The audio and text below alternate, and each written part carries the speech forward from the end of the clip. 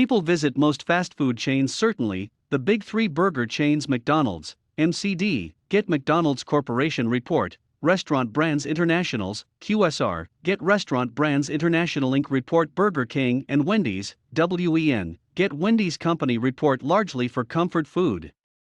We want a Big Mac, Whopper, or Baconator because it makes us feel good, even if ultimately it doesn't make us feel good physically. Wendy's has had some success with its seasonal salad and Burger King has kept the Impossible Whopper on its menu, but fast food chains, at least these three, aren't known for their healthy menu items. That has not stopped them from trying. McDonald's tried its short-lived salad shakers in 2000 and followed those with premium salads in 2003. And other sort of healthy efforts like the McLean Deluxe, a vaguely healthier take on the Big Mac, did not connect with consumers. But McDonald's sees the potential to reach customers it otherwise does not capture, and it keeps trying to go healthy. That led to the creation of the McPlant, a plant-based take on the chain's classic fare. It seems like a good idea, so did the concept of selling salads, but new research suggests that customers may not agree. Plant-based burgers have gained in popularity, relatively speaking, and Burger King brought them to the fast food space with the Impossible Whopper.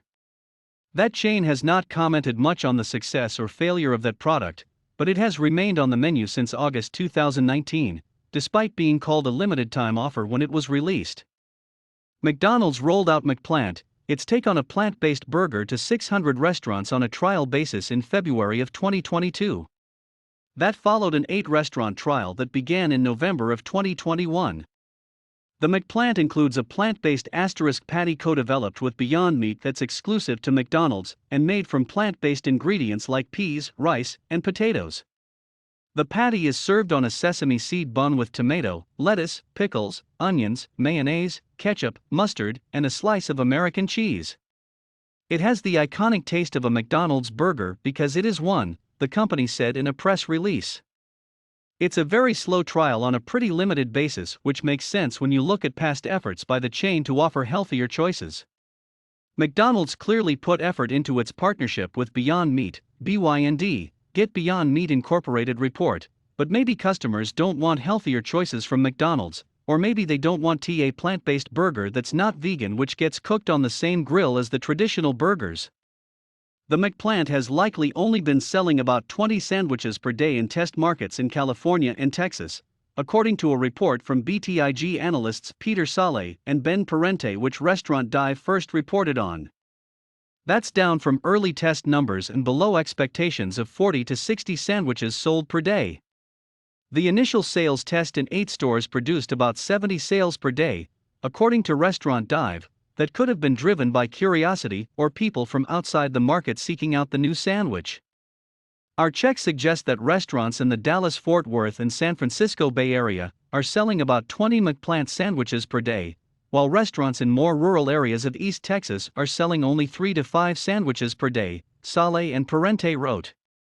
For McPlant to be more ubiquitous, the price point needs to be more competitive with traditional burgers, and the health and climate benefits need to have greater emphasis, the report stated. It's also possible that the chain does nothing and simply lets interest die out or grow without any revised efforts. McDonald's has had more success with McPlant in the United Kingdom, where it has rolled it out to all of its locations nationwide.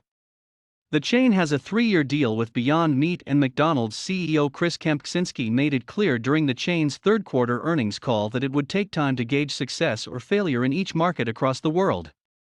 We're going to let the markets decide when is the best time to pull it down based on what the customer acceptance are interested in this concept. I think, certainly, I can say at this point, there are definitely a couple of European markets where there is customer acceptance for it, he said. Whether that is a broad-based acceptance in the US, I think, we'll learn that over the next several quarters.